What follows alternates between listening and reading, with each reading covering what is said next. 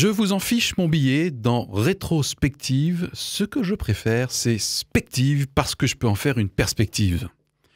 Eh oui, le sujet de la dernière émission Éclairage, c'était justement de faire une rétrospective des sujets abordés ces dernières semaines et d'évaluer ensemble s'ils étaient encore chauds, tièdes ou devenus carrément froids. Certains en ce début d'année, d'ailleurs, continuent de bouger, comme les gilets jaunes par exemple.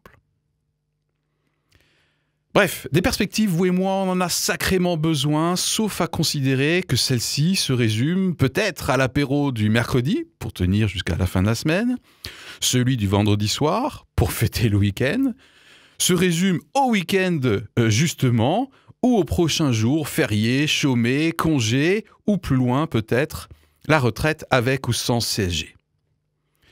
Bon, j'admets que pour l'apéro, je fais une projection personnelle et il constitue d'ailleurs un des mécanismes de récompense dont raffole notre cerveau, tellement addict est-il celui-ci aux perspectives synonymes de plaisir. Alors je continue de croire qu'on a été créés, vous et moi, pour jouir de notre temps sur Terre. Et oui, j'ai besoin de perspectives. Alors certes, je peux les chercher au fond de moi ou dans le creuset de ma spiritualité, mais ça serait bien qu'on nous aide un peu, non ? Genre, des perspectives de carnet de commandes, de chiffre d'affaires, de démocratie plus représentative, d'harmonie familiale, de réconciliation au sein des codires, de couples engagés et toujours pétillants, de paix entre les communautés et d'une nouvelle série de victoires pour le Racing. En me relisant et en m'entendant, je me dis quand même que chacun peut, ou peut-être même doit, contribuer à ces perspectives qui donnent envie de se lever le matin, ne serait-ce qu'en étant de bonne humeur le plus souvent possible, d'être constructif en voyant aussi le positif, de donner généreusement du feedback, etc., etc. Ma responsabilité individuelle est donc clairement engagée.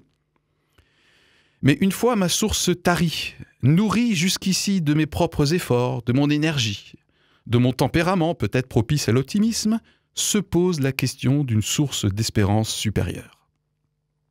Tiens, ça me fait penser à une question récente de l'un de mes fils. « Papa, qu'est-ce que la société nous propose ?» Waouh, la claque ! Bien que choqué, je ne suis pas surpris par cette interpellation, tant la vacuité semble déborder de partout. Vraiment partout ? N'y aurait-il pas quelque part un village qui résiste au non-sens et à l'absence de perspective ? En tout cas, je souhaite à chacun de trouver ce village et d'expérimenter une perspective transcendante qui relie à la fois au tout autre et à l'autre. En gros, c'est la réponse que j'ai faite à mon fils. Allez, bonne année à tous.